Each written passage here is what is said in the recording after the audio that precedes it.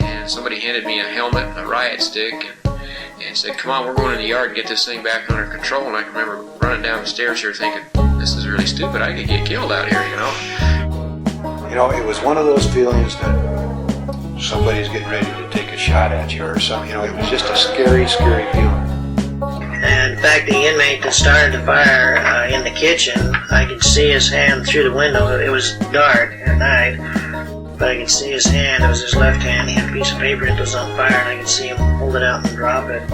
They never intentionally set the chapel on fire. It was the heat from the kitchen. But I was sitting on that wrestling mat with the body under my feet, and I was eating that sandwich and drinking this red Kool-Aid when the Ada County detectives came in and said, doesn't this bother you? And I said, I guess not, you know. I was hungry. We're back, and this season is about riots and uprisings at the Idaho State Penitentiary. This season will serve as a companion series to our brand new exhibition titled Disturbing Justice, an illustrated narrative of ISP uprisings that will open up the weekend of August 22nd. Each week on the podcast, we will go in-depth into the history of a riot, the people involved, and the important historical events happening throughout the country and around the world at the time. In this episode, Sky and I will introduce the members of the team that put the exhibition together, including former guests to the show, Amber Byerly. I'm the Historic Sites Administrator for the Old Idaho Penitentiary. J.C. Brain. I'm the other interpretive specialist here at the Old Idaho Penitentiary. And Haley Noble, part of the staff here at the Old Idaho Penitentiary. Do a lot of research, mostly. But first, we must begin with teacher and creative genius Alan Gladfelter, who created the art for our new exhibition at the Old Idaho Penitentiary, Disturbing Justice. Alan has over 20 years of experience as a professional illustrator and educator. He's an art teacher at Frank Church High School in Boise, a former adjunct BSU professor in illustration, and has a broad resume illustrating comics with Disney, Pixar, DreamWorks, Sony, and the Boise Weekly, and has worked as a game and concept artist with Jam City Games, among many other things. So welcome, Alan. Thank you for being on the show. Well, thank you. Nice to meet you. Yeah. Quite the resume. Very impressed. Yeah, for sure. Can you tell us about yourself, where you grew up, how you got into art? Well, I'm from Bellingham, Washington. I moved to Bellingham, Washington when I was in middle school, and I went through high school there. And after that, I spent most of my early adulthood in Seattle, although I've bopped around from place to place. And I guess, when did I start being an artist? Since a very early age, 8 or 9 years old, I was drawing little cartoons and comic strips when I was very young. And I was very lucky in high school. I walked in the door as a freshman pretty much knowing what I wanted to do all the way through, and that was my focus. And it really hasn't changed much since then to be an artist and an art teacher. Around about 2000, I was turning 30, and it was time to either go pro or not, and so I kind of made that decision, and I threw myself into it, and I've had some ups and downs, but it's been my life. Yeah. Did you think you'd be making art about a prison riot someday? Well, honestly, it doesn't surprise me. When I moved to Boise in around 2003, 2004. Very soon after, I was invited to participate in a comic book anthology called Comic Culture, long out of print. But they asked me to do a couple of pages for them, and I just moved to town, and I'd seen the prison, and I thought, what an evocative location, to set a story in. So we cooked up a little tale of called the Life of Otis McKenzie, a tragic tale of an elderly inmate who dies with carrying a secret to his grave. And it was set in the prison, and I thought, I drew the heck out of the place. It's such an interesting environment, and one common thread through my work is to pay attention and be interested in the setting and the location of your stories.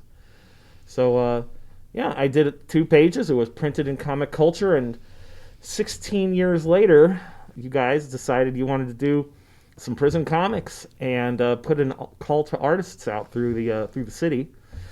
And I had half a dozen people send me that link that very day.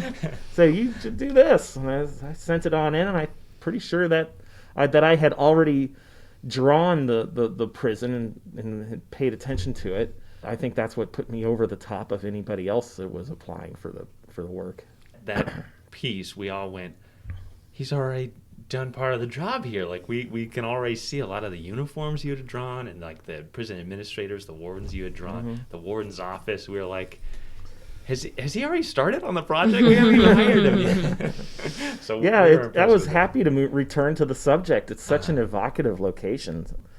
I will always look for a way to draw a location in such a manner as you would not find just surfing the internet or looking at Google Street View or something. It's finding a feet on the ground point of view is very interesting, and that's what made this project interesting to me, is the opportunity to explore the prison in such detail.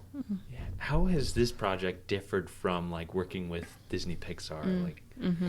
Well, when you work with Disney or any mainstream comic publisher, they usually have a writer who will send you a completed script, which is every panel is described, all the words are written out ahead of time. This one was a lot more fluid, and we had an outline of the basic story that we had in mind, but breaking it down and getting it all to fit was a much more back and forth, free form approach, which I think worked pretty well. It makes for an interesting page design, but the script is more locked down than it was. We were writing it all the way up to the last day, with the dialogue and stuff.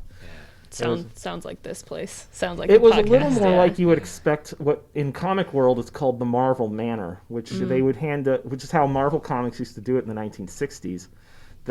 Stan Lee would just give an outline to his artists and say, draw that, and then he'd come back and then he'd figure out the words in response to the drawings.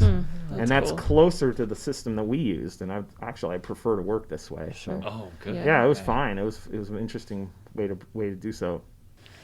So because I'm assuming to work with Disney and DreamWorks, you were out in LA or California? No. I drew the comic books. I have to always. Oh, I see. Okay. I did not work on the movies. I would love to have, but no. The phone rang out of the clear blue skies one day, and somebody said, "Would you like to draw cars?" And I said, "Sure, okay." That's kind of how work comes to me usually. I have a reputation. I've been doing this a long time, and I don't know. I don't know how to find work. Somebody decides it's time to call Alan, and I do it. Yeah, you've certainly been easy to work with in this process. Like, thank you, Alan. Can you just change this thing? And then an hour later, here's a complete redrawing of this panel, or a correction on this thing. So that's been really nice, and I'm glad to hear it. Yeah. What were some difficulties, like snags, that you ran into for this Riot project? I would say the biggest difficulty, if any, was just getting the costumes right, especially with the guards. But there's all these infinite little details that having to go into, like for example, I would never have guessed it, but on the night of the 1973 riot, when they sent in some guards to quell the uprising, the guards that they sent in with their billy clubs were wearing what looked to me like motorcycle helmets. They were big, and they didn't do that in any of the previous ones. Usually, they would just send the guys in their big coats and service caps, and they'd beat up everybody wearing that. But these guys were wearing motorcycles. I just happened to notice that on some period photographs, because at that point there's a moment in 1973 when the prisoners are all strip searched on the basketball field, and I was having a hard time picturing it. So I wrote you guys, "Hey, it's impossible you have a photo of this, but do you have a photo of them being strip searched?" And you guys, "Oh yeah, we got tons. Here, look at this." And they sent me and I was like, "Oh." Sure. And then I was like, "Oh, wait a minute, look at those guys." And I was looking at the guards, and they were wearing their motorcycle helmets. Never would have guessed that. There's lots of that throughout the entire thing. Just looking for interior details, doors, signs that are on the walls, the kind of stuff they're selling in the commissary. Where was the commissary? We still don't really know. So getting all the period detail and getting it right was something that I had spent a lot of time trying to pay attention to. Yeah, but I think it's those details that really make a piece excellent. And I haven't seen your work yet, but I am very excited about the exhibit. And from what I've heard, it looks great, and I'm very excited. And so I think, like, I just want to thank you for taking those details seriously, because you know, as historians or as people who love historical fiction or drawings or comics or whatever, it's those details that are like just historically accurate that you can really get a picture. And so thank you for bringing that to life, because that there's is another very historic exciting. detail I want to point out, and I think it might be 1971, and that is the fire marshal who came out on that night. I wasn't sure what he looked like, and I called the fire department here in town, the local station, the one that would have responded to this one in that time, and said, "Do you have a picture of your fire marshal or his helmet? I want to get that right." And they sent me a photo of the guy, and they sent me a photo of the helmet, and I think I got it pretty close. That's awesome. That kind of thing is I tried to do as often as I could. Yeah, I really hope visitors who come and see this exhibition here, they're going to see the evolution of the clothing, as you were just talking about, and then the prison as it developed and like grew, and you actually see before house under construction. So what was like your favorite part about working on this project compared to other? I mean, you mentioned that, you know, it was, you know, a little bit looser in terms of what you were able to draw, but what was maybe your favorite thing to draw or favorite thing to learn about? Tell us about that. I just enjoyed exploring the prison, to be honest. I've always enjoyed walking around in here, and the challenge of getting everything in the right place and with the right shape and all the space. Just focusing on, I guess the subject that interested me most was the prison itself. You know, these stories of what happened in the prison. I'm not saying those aren't interesting, but just, you know, how do I get this so that when you could carry this with you and go to these spots in the prison and go and line it up. That's what I wanted to feel like. Yeah. And hopefully you could stand in that space and imagine what it looked like before, say, the old health building burned down. You know, oh, there it was. Yeah. So I tried to get that as just spot on as I possibly could. Yeah. And that's what I enjoyed the most. Okay. Yeah, you spent a lot of time out here. I did. Sketching and taking photos and reference photos and everything else. Like, I think it really shows. Yeah. Yeah, you guys were very accommodating too. I would just call and there, come on down. We hear that a lot. What even motivated you to use comics as a medium to tell stories? It's too far back in my past to know any better. You know, I don't know any better. Yeah. Did you just grow up reading I grew up reading comics and drawing them. It's just, it's my art form. And it's an art form that when I was a teenager, that's when comics started to get a lot more respect as a viable art medium. And this kind of has a reputation from before. Yeah. In the 70s, 60s, 50s of being, you know, kind of throwaway kids stuff.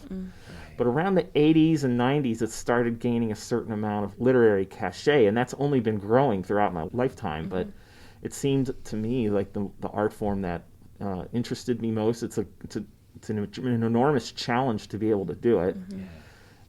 I just don't know any better. Yeah.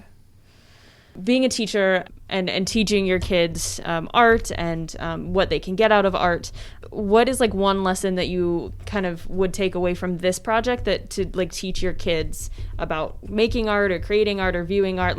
Is there something from this project that you would sort of take away to teach your kids?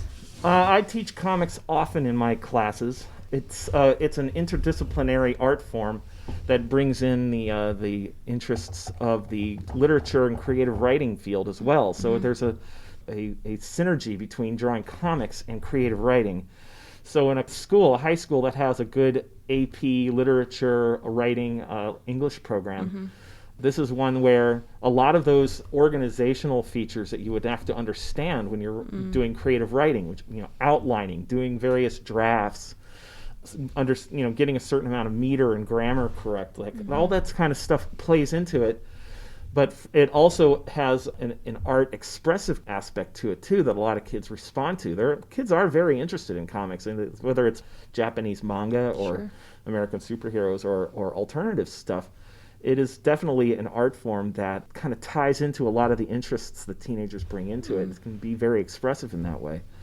So between the creative writing part of it, and then as an art teacher, I try to explain the step-by-step process of it. How you first come up with an idea, outline your story, do your first couple of sketches, try to assemble your drawings, and marshal your resources.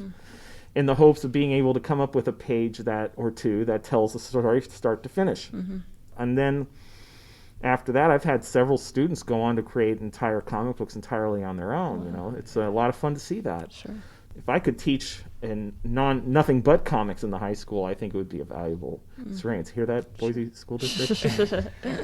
Is it a difficult field to professionally get into, or? Yes.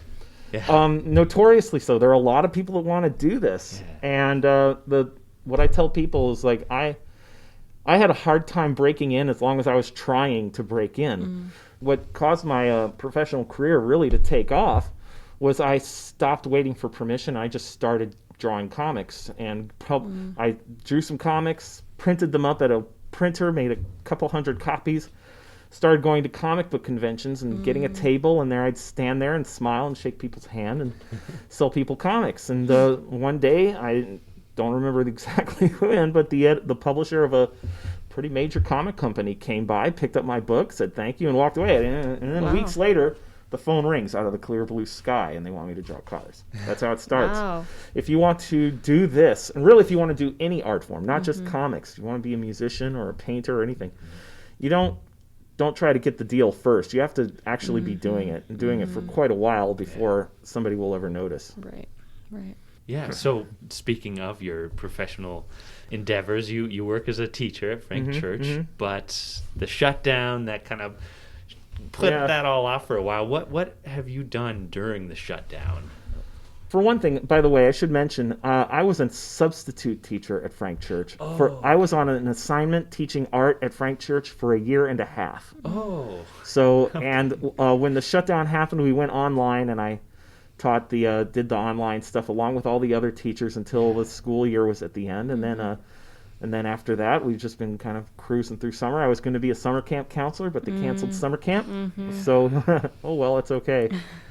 And so the shutdown, of course, it's just like for me, just like for everybody else out there, it's been kind of a crazy time where, well, everybody that's listening to this, you know. Okay.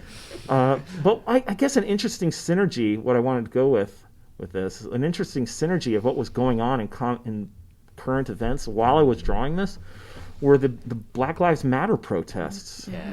Those really took off while we were working on this. And as I was working on this, I was thinking, on the one hand, during on the news, I'm hearing about all these riots, all across the country, and I'm drawing about riots in the prison. And I got to thinking, what caused these riots here in this prison? Why did these people, the 10 times that we're talking about, why did they finally get fed up, have enough, and start shaking their fist at the warden? And usually it's because they were being fed bad food, they were being overworked, they were kept in unlivable conditions, there was vermin and disease and filth, and they were getting beat up by the guards once in a while, they were being mistreated. And so after a while they said enough, and they started fighting. And that's, well, why are the Black Lives Matter protesters fighting? It's because they're being mistreated, right? People are beating them up and killing them. And so after a while they stop believing that anybody's really listening, and they start fighting. And that's, I think that was the most interesting parallel to this project and current events. It's just what causes people to riot. Yeah, we were all, scratching our heads saying, how do we time this? That all of these things are happening nationwide while we are creating an exhibit about the same thing in this little microcosm of a penitentiary, and... Well, there was one of the stories, I think it's 1971, starts off with a couple of panels that describe the conditions in the prison. Now, while we were working on that, that's one of the more complicated stories, and I was worried about whether we were going to be able to fit everything that they wanted to get into it. And for a while there, I was contemplating dropping the causes, the heat, the disease, the vermin, the flooding. But thinking about it, it's like, no, you have to, and kudos to Amber. She stood up for this one. But yeah, we had to put in what the conditions were like in order to understand why the prisoners, went so far as to, burn down a couple buildings. Yeah. It's the causes. Look at that. Yeah, for sure. And then graphic representation of the riots was like the best way we could explain them, because the site, like visually, you see that damage still to this day.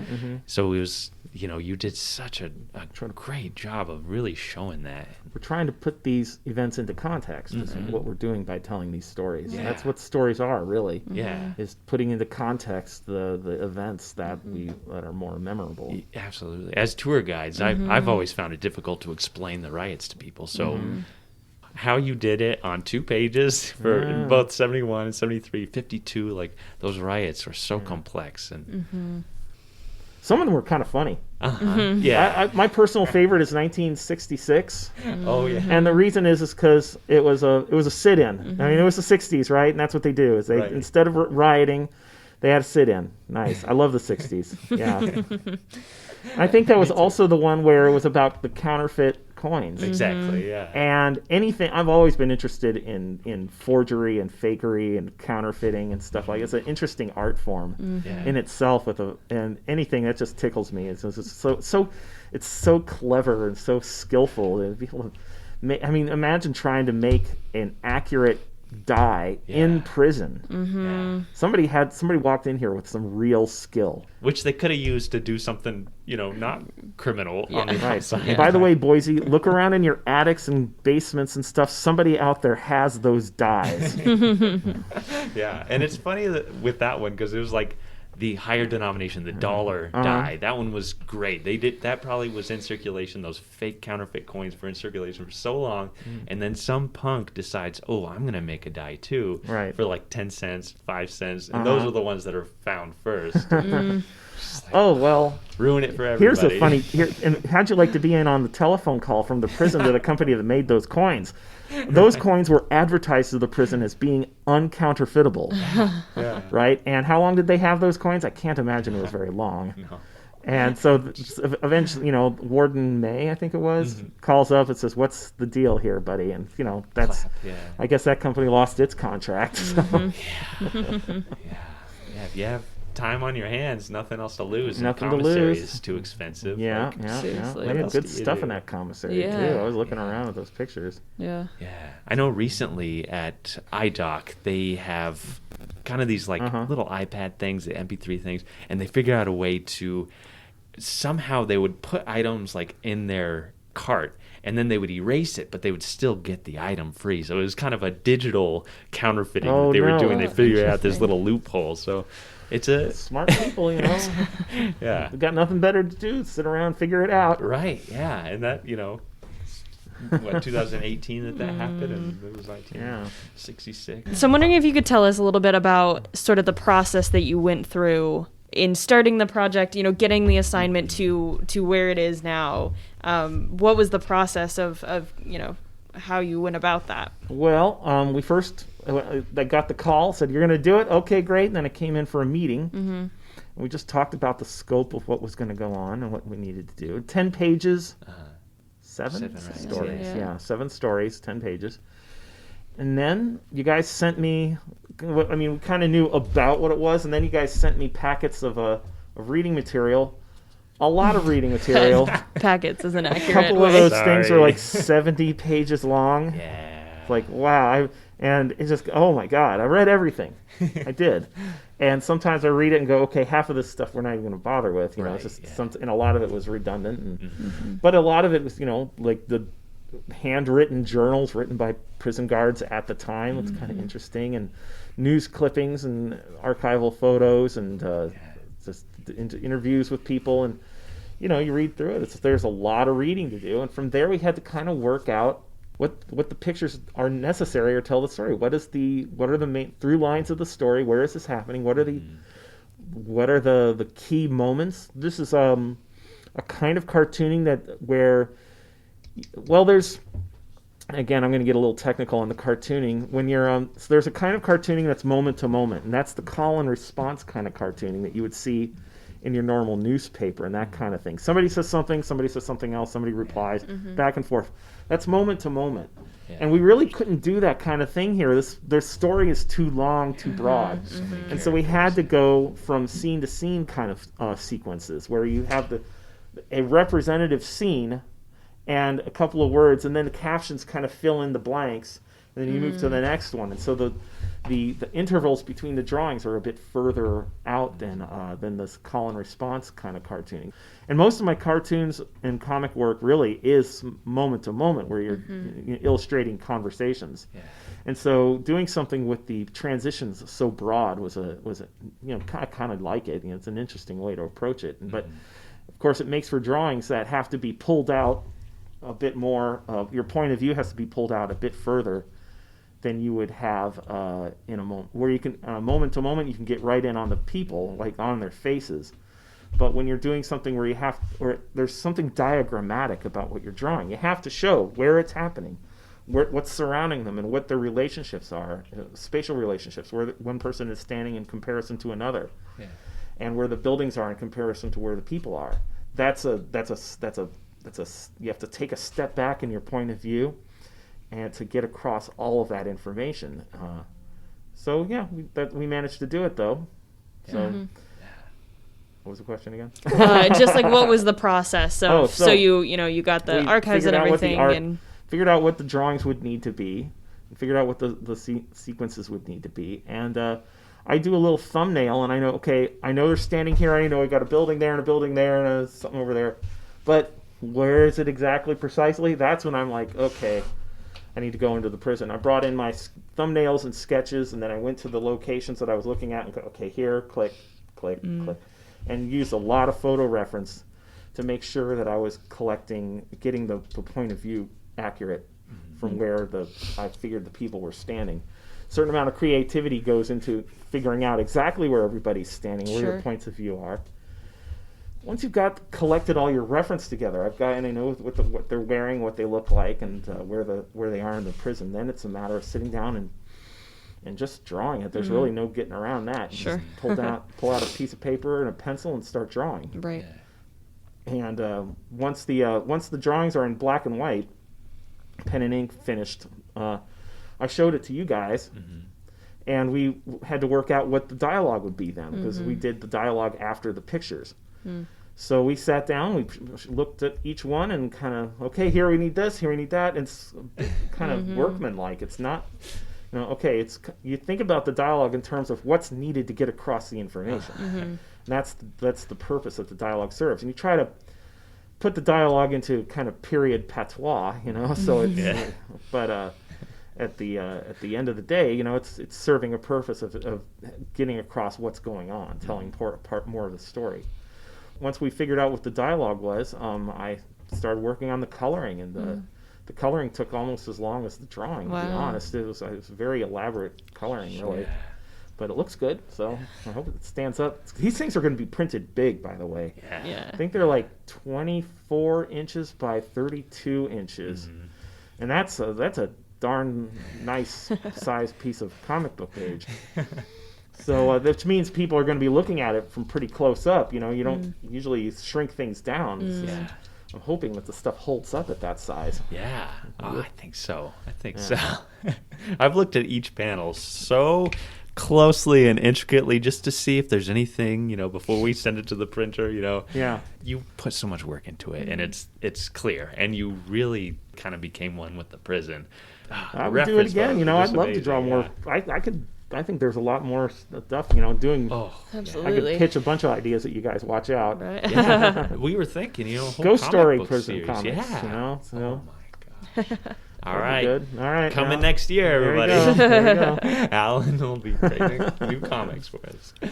Well, if there's like one thing where people come visit the exhibit and they see your artwork and they see the work that we've done and collaborating with you, like what is like one thing that you want people to take away from it, whether it's art related or whether it's knowledge related, like what's really something you hope people take away from this exhibit? Well, it's been a while since this has been a prison, and I think people forgot that it was sometimes, you know? I think the most interesting thing is just look at it as like, this is, how do we treat one another in a way that they don't feel like we have to resort to this, to a rioting in order to get our grievances heard and our basic humanity respected. If we don't want to have that, then we have to treat people better. And so when you look at this, to me, I look at it as a document of what causes people to rise up and want to fight. Sure. And also just thinking about how old this place is. This place was built in the 1800s. When it closed down, it was 100 years old. And so just that's a lot of history to have in one place, and it's so well preserved here. Even though the place burned down, it's like it didn't all burn down. It's still a lot of stuff here. Appreciation for history and appreciation for the common humanity of people, even prisoners. That's great. Yeah. Anything else you want to add to this? Well, I'm happy to. I've been in Boise in here for a long time. I'll probably here quite a bit longer. I'm working on a personal project that's keeping me up nights, and I'm going to keep at that. And usually I hang around at the Flying M, and if you want to come and say hello, you come on down, and I'll talk to you about unicorns or something. That's kind of what I do. Where can our listeners see more of your work and get a hold of you if they have a project?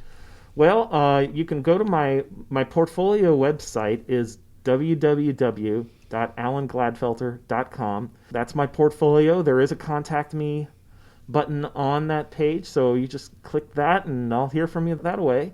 Or you can call up the prison. They can give you my number or something like that. That would probably work. Or look me up in the phone book. I'm not that hard to find. Or go to the Flying M. I'm hanging out there every afternoon. So. I'll put a link in the description of this episode. Okay, thank you. Yeah, check out his work. It's please, amazing. Have a look. And if there's anybody else who wants me to draw Boise, I'll do it for you. I kind of like doing it.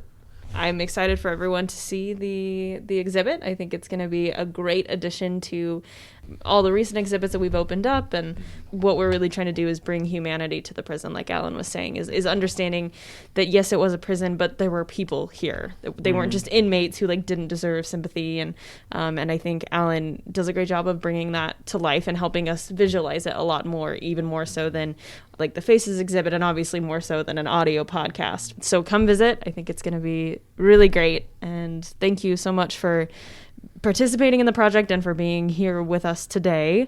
All right. If I were to say do your own time, how would you respond to that? Do your own crime. I like That'll work. All right. Hi, I'm Amber Byerly. I'm the Historic Sites Administrator for the Old Idaho Penitentiary. What was your contribution to the Disturbing Justice exhibition? Well, I wrote part of it, edited it, project manager, I think is probably the best title to give that. It definitely was my brainchild. It was something that I had thought of when we were doing the 32 Cells event, which of course we put the biographies together and an artist interprets that. And we had just this new, unique audience that was sort of starving for a different way to look at history. So it was kind of a natural thing to do. Yeah, so this has been a project you've thought about for a while. Oh, many, many years. I think the other big part of it is just people wanting to know when they come and they see the actual destruction of the buildings, why does it look like that? And so there's this physical landscape that's the reminder of the past. And so how do we interpret that in a good way, tell that story? And of course, just riots are interesting in and of themselves. This, kind of violent place full of sometimes very violent people, and just the recognition of that past. Were there any grants or anything like that involved? Yeah, we were very fortunate enough to get the Boise City Arts and History Department. We got a grant. J.C. Brain, our interpretive specialist, helped put that together, and they were wonderful. Just obviously they have an interest in local history, and Boise, of course, being the location of the penitentiary, it's important to tell that local story and what it meant, because of course so many people still remember those last riots and the place lighting up and being able to see the sky glowing, especially for the 1973 riot. And could you talk about the call to artists and meeting Alan and how all that came about? Yeah, I know when we first put the call to artists out, I think, we were kind of like, well, we hope we knew local artists through the Swell Artist Collective and our partnership with them. And we were really hoping for like 2 or 3 good ones that could make it competitive. And it was great to see 12 people all the way from, I think the one that was farthest away was Post Falls. And just everyone was actually really good. It was very, very difficult. I think it came down to probably 4 or 5 really any one of those artists. I think we would have just been tickled pink to have. And I think what just made Alan's work stand out is it just really had that graphic novel feel with a real consideration. He had done sort of a work of fiction about the penitentiary, this work of fiction story. And he had such detail about the buildings. And of course, artists are concerned about an artistic story, which isn't always an accurate story. So we just sort of saw that he had an eye for accuracy, and I think we just said, let's go for it. It looks like a good fit, and I think the display will say that. What's the big takeaway that you want viewers to walk away with? Or listeners. Yeah. Listeners to the season, yeah. Right. Well, and the great news is part of this grant, and of course I failed to mention that we also got a National Endowment for the Humanities grant to really keep this programming going, keep us afloat during the pandemic, because I would recommend nobody start an exhibit during the middle of a pandemic. That proved to be pretty tough, because, I mean, obviously this process has been going on for a year, but we still had the bulk of the work to do, and really in earnest we started in February and March, and so it was just, nobody could see that coming. And I think even more interesting than that, of course, we're talking about riots, and we put this through the lens of social justice. And then, of course, our world turns upside down, and saying riots means a whole new thing. Yeah. And so we had to place that in context of this as well. And so I think there's some sensitivities that were put in place for that. But really all it told us is it was no better time to tell this story than right now, again, through that lens of social justice. And we were very intentional about the title, Disturbing Justice: Uprisings at the Idaho State Penitentiary, because you can look at this through 2 different ways, that this disturbed the justice and natural order of what was going on, and therein lies the injustice, or you can look at it as maybe this system was not favorable and wasn't just for everyone and needed to be disturbed. So we want people to look at that, ask questions about why these things start, how they start, should they start, how do we handle those things. And so we ask a lot of, in each panel that discusses these individual riots, we ask a digging deeper question. So it's like, did the use of violence and force help or hurt this situation? And on from there. I don't want to give too much away, but a lot of good questions to consider. I think that one of the bigger takeaways is just that it's really important that we're always evaluating how we're showing history. And I think to that point of what we mentioned earlier about whether this audience is viewers or whether this is listeners, we really want to have digital content out there as well. So we're going to work on some things to kind of make part of this available, especially in the classrooms, because we think this is important for kids to really look at conflict. And so you can take a conflict that occurred here, and maybe it's not applicable to everything in your life, but it's, it is a subset of what's going on in the world, and how do people with power and authority and those who don't, for whatever reason, how do they manage that conflict that comes up? And again, it's just another way for our viewers, our audience, our listeners to look at history in a different way, because not everybody learns the same with, we all, we like the text and we like that sort of stuff, but this has so many layers of both the historical accuracy, but this graphic novel form that really dramatizes what was going on and just makes it really visual for people. And I think that's important as we try to gain audiences and just stay relevant. That's great. And did you have discussions leading up to this about portraying something with so much gravity, like a riot, like a prison riot where people are murdered in a graphic novel context? Like, what kind of thoughts led to this? Right. And I think in order to make something digestible, I think there could be a risk in doing that people say, well, you're not taking it seriously. I actually think having that drama in that visual form really just heightens your awareness of the reality of it. Oddly enough, it's in this kind of cartoon form, but it certainly brings something to light that just reading simply can't do. And I think we were careful to be considerate of both sides of these issues, and that, you know, there's not all one good guy and there's not all one bad guy. I mean, that's the whole point and purpose, and it's complicated, and you really need to look at each one on its own, but then you see these recurring themes too, and you're sort of like, why do they keep making the same mistakes? And when I say they, it's both sides of it. You know, why do they keep doing the same things? It's just clearly not working, because some of these riots, of course, are within years of one another, and you know that's, you know, the same guys were there, and you know, to be a fly on the wall, and really that's what we were trying to do, make everybody a fly on the wall, so they could sort of see this as first person as you can get now. Are there going to be any interactive components to this new exhibit? Yeah, that was really important to us, to make sure that people could really, because it's always unique when you have that sense of place. You're actually here. You can experience where these things happened. And the building in which it is, the old barber shop was right next to the old hospital, which burned down in the 71 riot. So literally we took down a door and put up Plex so people could view that space. And not only that, we had some barriers that were up to that foundation. We realized there's no safety concerns there, so we took those barriers down. People can walk on the foundation of this place that was burned down, and we're going to have questions and things to consider. Maybe sometimes it'll just be a word, and we want people to have an emotional connection to the exhibit. So it may be a question about peace or riots or how to go about creating social justice, and we'll ask people with chalk, easily can be taken down, so this is not damaging any sort of space.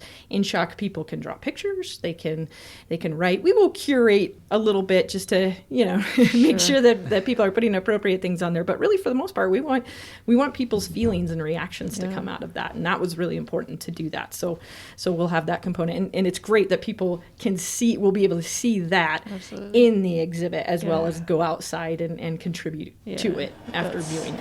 Really cool. Hey, I am JC Brain. I'm the other interpretive specialist here at the Old Idaho Penitentiary, working more on the visitor services side of things.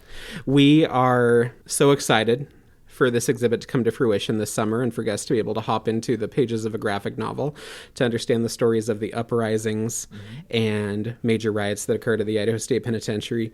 As far as what my role is, I was able to help with writing a grant application last summer, about a year ago now. It was August of 2019 when we received a Boise City Department of Arts and History grant for $5,000 to put toward hiring an artist and producing this exhibit.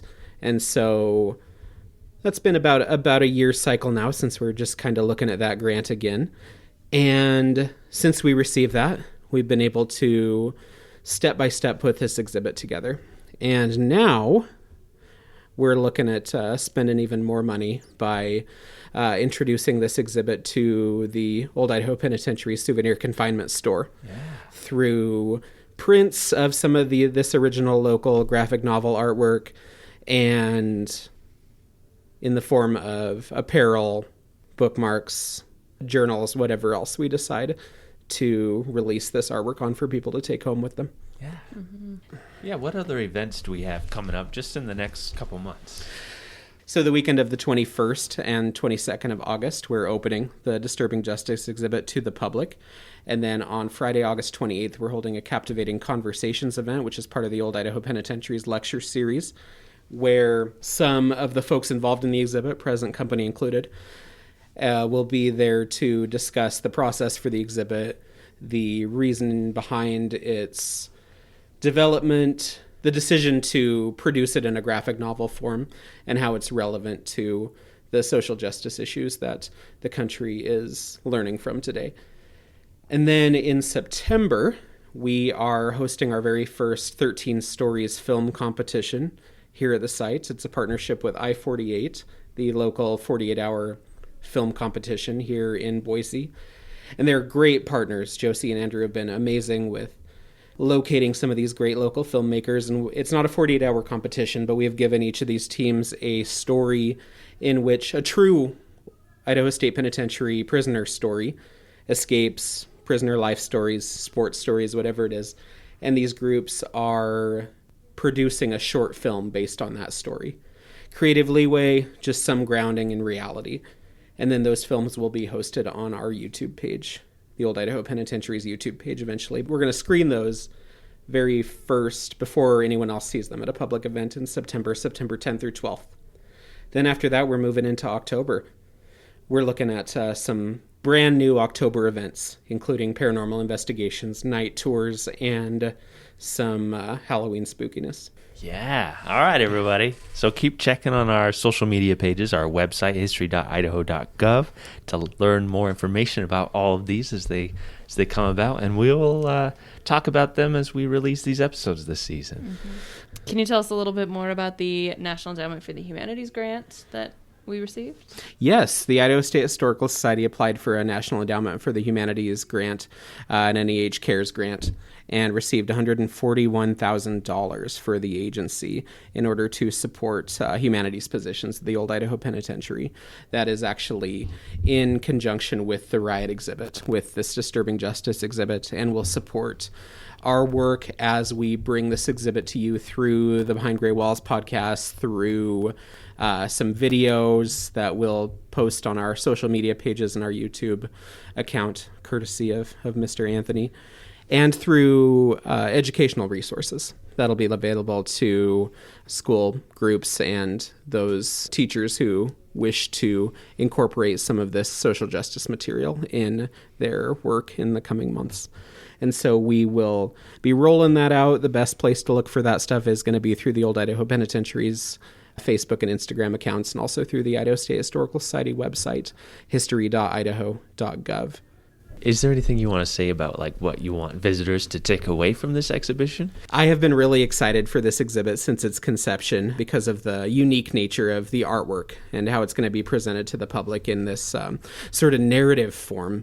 These are stories that the historians here at the Old Idaho Penitentiary tell to guests, and it's always fun to be able to tell stories in a narrative form as opposed to just through photo captions or just through snapshots. It's really exciting to be able to tell these stories with a beginning point, a middle point, and an end point, and allow audiences to take something from the story based on the entirety of its occurrence and whether or not it happened again or whether or not things changed afterward.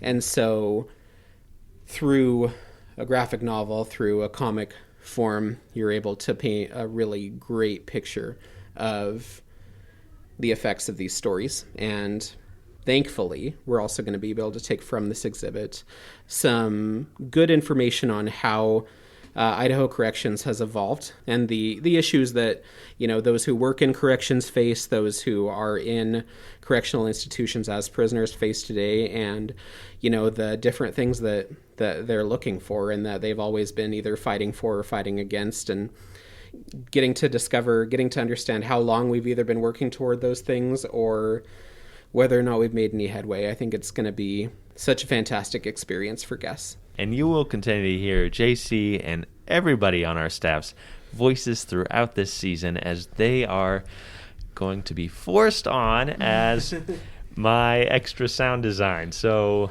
get used to it. Dude, you haven't lived until you've heard me sing. I'm Haley Noble, part of the staff here at the Old Idaho Penitentiary. Do a lot of research mostly, and fill in for whatever else needs done. And what was your role in our new exhibit, Disturbing Justice? Well, as I mentioned, I do a lot of research, so a lot of it was kind of supplementing what we already knew with some of the other aspects and details, combing through the newspaper, and then I did do a lot with the photos, so kind of trying to track down some of the good photos we wanted to use, especially in those early days when we didn't have a picture of the 1910 disturbance. So, of course, it was a chore to try to find good images, as always. I was going to say that's like one of the hardest tasks that I can think of, is finding pictures. So I was fortunate enough before the whole COVID closure, I was able to go to the Boise State Special Collections and Archives, where they have the statesman photos, especially in the 60s and 70s riots and disturbances. So I was able to find a lot of those newspaper newspaper pictures, get them scanned, go through the negatives. So a lot of our good later photos came from that collection. Yeah, some of those 73 riot photos I've never seen. So, like those close-ups of the dining hall being burned, and that's cool. So cool. Yeah. Thank you for digging so hard to find those. And, no, I mean, of course, you know the excitement when you find something. You're like, oh, I think this is important. We sure do. You get that rush, and we're all nerds here, so it's all good. Speak for yourself, ma'am. Sky, I know for a fact that we are all nerds. You're right. Nah. Anthony, come on now. Okay. Just admit it. What's the biggest takeaway? What do you think the biggest thing that you want visitors to come away with from this riot exhibition? You know, I think one of the most poignant things that this explains is that these issues of social justice and human rights, like, it's not just a East Coast thing or a big, metropolitan thing. Like, these things were happening in Idaho as well on, of course, a smaller scale. But, going through, and I did a lot of timeline research as well, so trying to see what is going on in the rest of the country while all these things are happening. And, of course, these riots in Idaho, they're not an isolated thing, especially in the 70s, where you have Attica, you have prison down in Louisiana, and New Mexico in 1980, and, it's all of these outdated old facilities and these inmates saying, we deserve better, saying, we have constitutional rights. We shouldn't have to worry about our safety. I mean, of course, you always have rival gangs and things like that where your safety is an issue, but, your food should be good. Your cell houses are not going to be 120 degrees. And so all of those things, I think, speak to a larger issue. And we get, of course, the prisoner rights movement coming out of this, which stemmed, again, from the civil rights movement, which, of course, spawned so many other social changes and other movements. So I think, especially the 60s and 70s, it was such a turbulent time that the prisons were not isolated from that. And, I think it makes a point of our prison system today where we're still dealing with these kinds of issues. And how did we react to them then, and how are we going to react to them now? Perfect, everybody. Thank you so much for tuning in. Do your own time. Do your own number. We'll see you next week. If you enjoyed Behind Gray Walls, please rate, review, and subscribe so others can find our podcast. If you're interested in more Old Idaho Penitentiary information and to see mugshots of the inmates featured in this episode, follow the Old Idaho Penitentiary on Instagram and Facebook. If you want to learn more about the Idaho State Historical Society and its other sites, follow ID State Historical Society on Instagram or visit history.idaho.gov. If you have a question or comment for the hosts, please email us at behindgraywalls@gmail.com.